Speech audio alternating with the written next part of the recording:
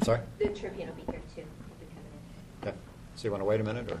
Yeah, if you could just give him a second so you don't have to repeat it. Okay. Okay. Just having through the watch. Cindy went down to, got her down.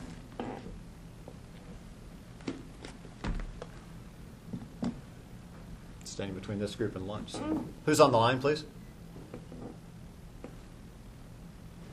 Someone on the phone?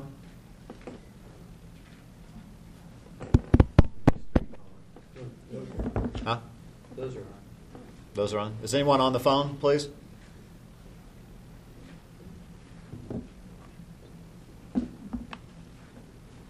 Did you say some? She's deep in discussion. Just go ahead.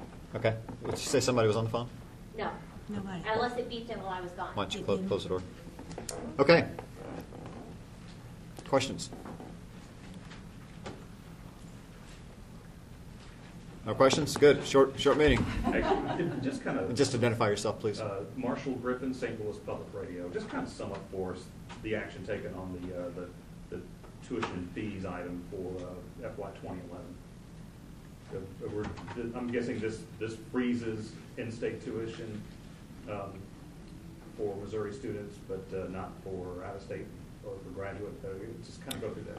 Well, obviously, we started the discussion with the board in January about what was part of the arrangement with the governor to, as we did last year, freeze undergraduate in-state tuition in exchange for, in 2009, a flat appropriation, and for 2010, a flat appropriation, 2011, a 5.2% reduction. So that became the starting point, and that is tied into Senate Bill 389, which requires any any additions to tuition and fees that cut across all students that go above inflation to be approved by the State Department of Higher Education and the Coordinating Board of Higher Education.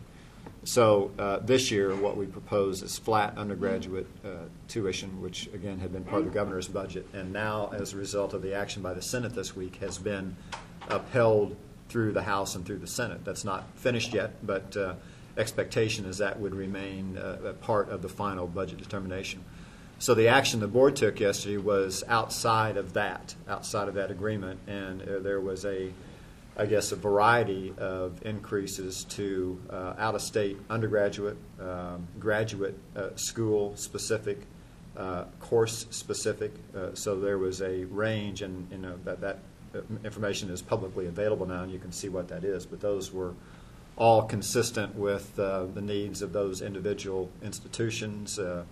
Again, including UMKC, for example, it expanded the area against which they would apply in-state fees in the metropolitan area of Kansas City. So again, it was a wide range of considerations, all of which in perspective accounted for a little more than $3 million in terms of the budget. So on our near $1 billion total operating budget, and close to $500 million of student-oriented activity, about $3 million is what was suggested yesterday.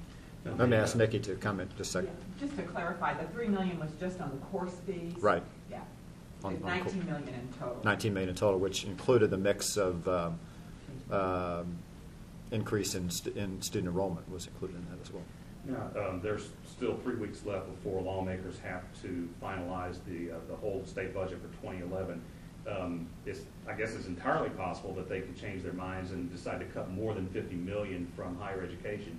If that happens, is the possibility of raising tuition back on the table, or is that going to be off the table no matter what lawmakers do in the next 3 weeks? Well, I don't want to speculate on that at this time. I think it's important that the Senate and the House, now the full bodies of those two General Assembly entities, have agreed with the governor's recommendation. That will be our assumption. Certainly, if something were to change, that would be something that we would have to take back up with the Board of Curators. But our expectation is that in conference committee, obviously both House and Senate passed that, so that should be an easy conversation in the conference committee, and we assume at that point in time that will be part of what's presented to the governor. I just have one more question. Okay. If Curator Wassinger is in the room, I don't know if He's not, no. He's not. Okay. I'll track him down later. Okay, thank you. Sure. Through your remarks, you mentioned that the continual slide in funding mechanisms continue to show up in our rankings. You referred to the ranking yesterday. I guess if you could talk more about the correlation between the lack of state support and national rankings. I mean, do you see, is that a direct correlation? Oh, absolutely, and we've taken the board through that in great amount of detail. I can't remember the last time we did. I guess it was in December. We took the board kind of point by point through the structure of the this is US, just to use U.S. News and World Report as a specific example. We took the board through the structure, how many points are associated with each of the categories, and there is no question when you look through that analytically that where we are losing ground are in the areas that correlate to lack of funding, which includes implications on classroom size, implications on per student funding, and so forth. So those are clear correlations and also make up the significant portion of the total points, if you will, in that. So we can dust that off and get that back to you if you're interested, because we went back through that. I think I did that personally last year, and I can't remember whether Steve or I did it this most recent year, but there is no question of the direct correlation. And as we continue to maintain the quality of what we do in terms of our delivery, at this point in time, congratulations to our campuses, because our graduation rates, our retention rates, our incoming quality of the class, both in terms of ACT scores and high school graduation rank, all those have held up. So I would maintain we have done our part here, and what's at risk over time is, do those metrics start to suffer again if there's a continued lack of this adjudication of our rapid enrollment growth, our ability to get infrastructure and operating costs to support that. President Forsythe, with the Can you introduce yourself, please, for everybody? I'm Banner with the Rothschild Limited. With the passing of different tuition rates for the campuses, are there any other areas the university system could change the differences between the campuses to kind of accommodate their needs? Well, we, the board, a year ago, we began to have the discussion about disaggregating the campuses so that the campuses could market and compete based on who they're attracting for students and who they view as their other institution competitors. The missions of our 4 campuses are very unique, and in many cases they're drawing and competing for students differently as a result of that. So that caused the board to recognize that and allow us this year for the first time to begin to recognize that in terms of tuition and fees. You saw that show up here, I think, probably in 1 or 2 examples where the out-of-state tuition change for UMSL and UMKC is symmetric, the same, at 2.7%, I think, and the rate that S&T and Mizzou was 5%. So again, a recognition of some differences, and we were supportive of that at the administration level, and certainly the board was supportive of that. I think over time, how we fine-tune that and perfect that, we were certainly willing to go down that path this year, but obviously with the freeze on undergraduate tuition, there were a few examples for that.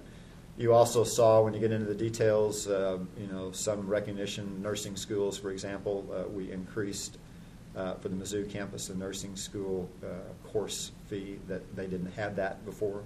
Obviously, we did not bring that all the way up to what would be considered parity.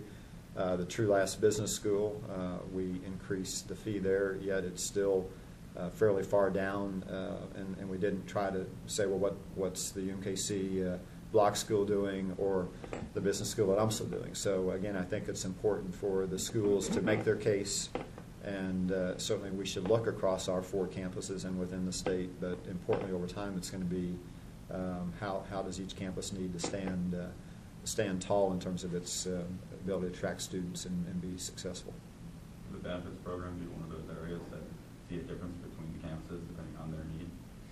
I think That would be problematic. I won't say never, but that would be problematic because we do want to be sure that there's some ability for movement and collaboration.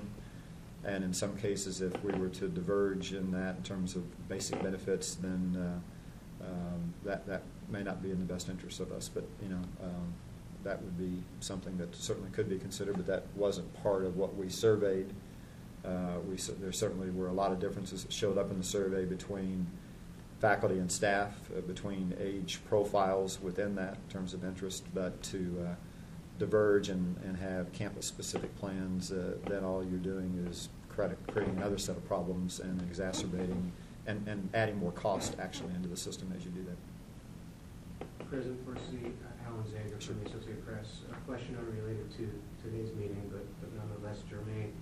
I was wondering if you could talk a little bit about Missouri's possible interest in the expansion or membership in the Big Ten Conference. And let me precede that by saying, even if you haven't been formally contacted, if you could talk about how Missouri might be interested or benefit given the current inequalities in Big 12 revenue sharing and the potentials for more revenue with the enhanced broadcasting contract that's available in the Big Ten and other possible conferences.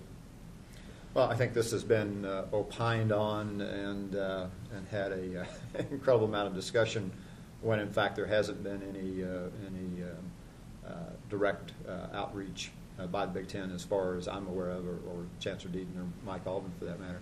I think we have collectively, and I've been very clear in terms of we will do what is in the best interest of the University of Missouri, and that obviously has a wide range of considerations. First and foremost is our history in the Big 12, formerly the Big 8, and the important aspects that has meant historically to the state, and our relationship with the Big 12 member institutions is a very significant consideration. But at the end of the day, we would, if that were something that were brought to us, would have to look at it on what's going to be, the long-term interest of the University of Missouri, to our citizens, to our associates within the university.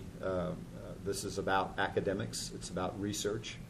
It's about the important role that those dimensions play, and how well-positioned the University of Missouri is right now in those dimensions. And any consideration has to be juxtaposed against what we're about as an institution and against our mission. Yes? I'm Katie Bergen from Missouri.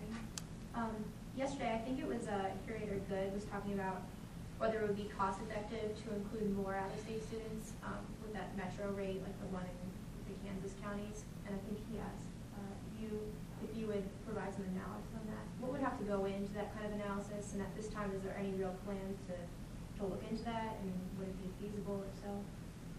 Well, I think first we got to square the facts. I mean, that was obviously we were dealing with a number of pieces of paper there, but right. I think the facts would show that historically, when we've had out-of-state students coming into the state, that there ends up being a discount or a significant amount of scholarship that's provided. And what that metro rate does is basically removes that administrative process and gives that student the benefit of an in-state rate. Otherwise, we would have been out discounting it as if they were in-state. So from my perspective anyway, it is makes a lot of sense from an administration standpoint. And again, those surrounding counties are very much aligned with the mission of UMSL or the mission of UMKC.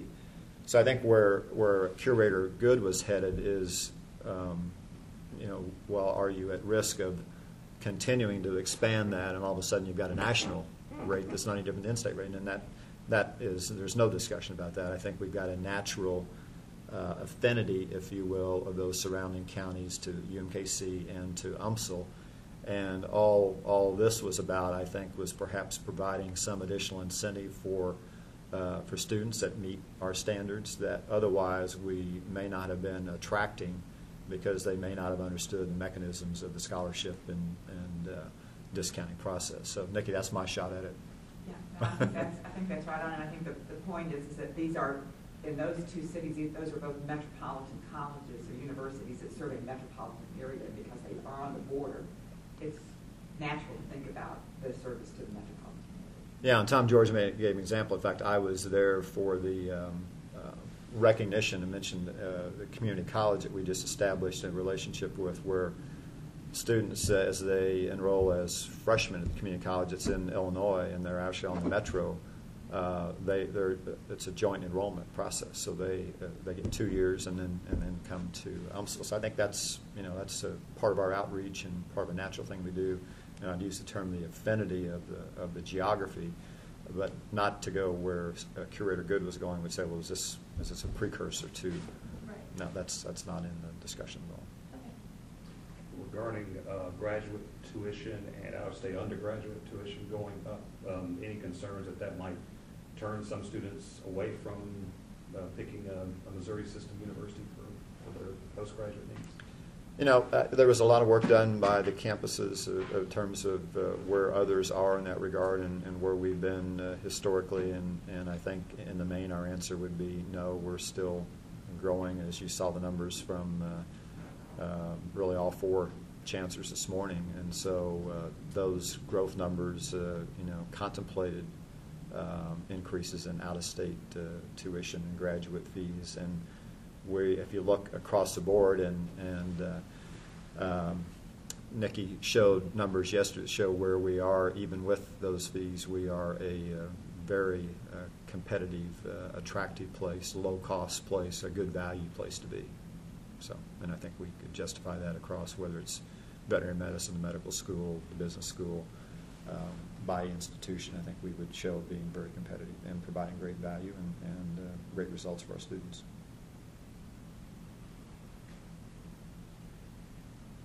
Going once, twice? Good to see you. Thank you. Thank you.